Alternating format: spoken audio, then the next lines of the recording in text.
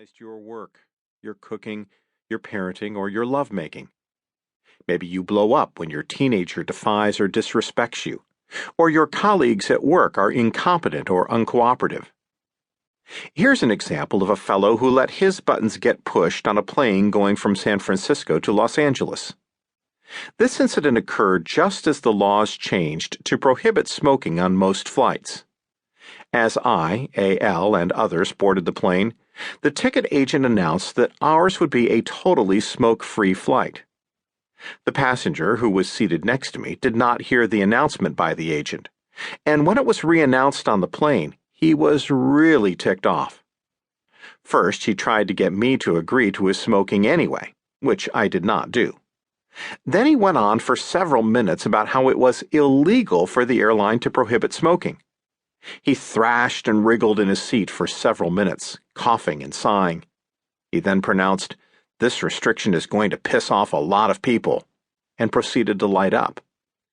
The flight attendant immediately came up to him and very politely said, "Sir, this has been designated a non-smoking flight."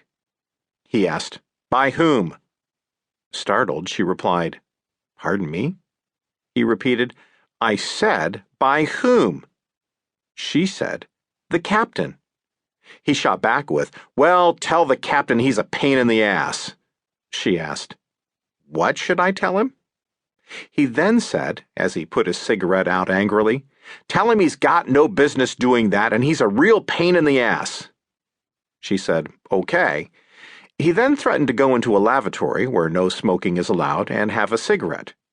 The flight attendant pointed out that this too was against the law. He growled and used more foul language, and the flight attendant excused herself.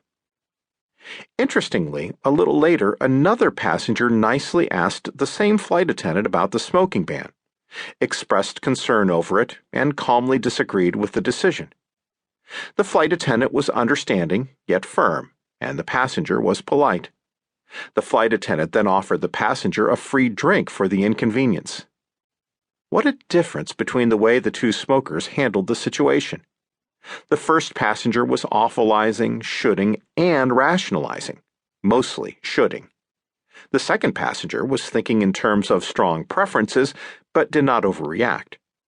Neither person got to smoke, but one made himself miserable, and the other got a free drink.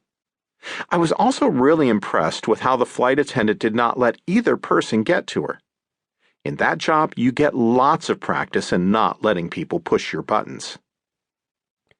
There are millions of potential button pushers all around us. Our mission, if we choose to accept it, is to disconnect our button at will. Then they can't get to us unless we let them.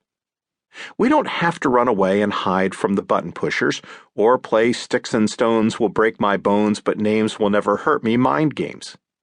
We can deal with the button pushers directly and appropriately without losing our composure.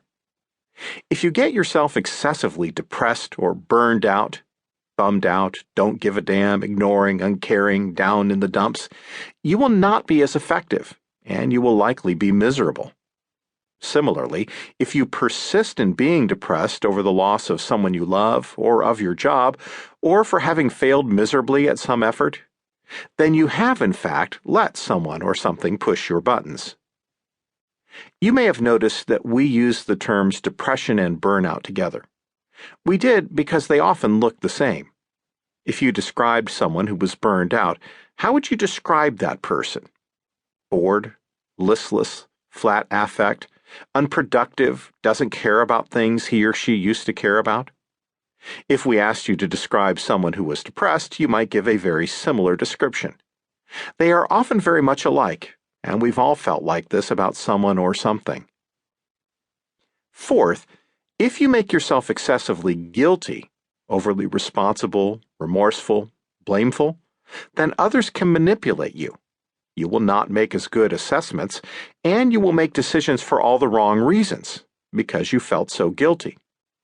For example, maybe you let the kids get away with murder because you got a divorce and you feel guilty about having done that to them. Or you spend too much of your personal time with someone you don't really like because you're the only friend they have, and you feel like a louse if you neglect him or her. To keep listening to this audiobook, I've left you a link in the description so you can do it, at no cost thanks to Audible's 30-day free trial.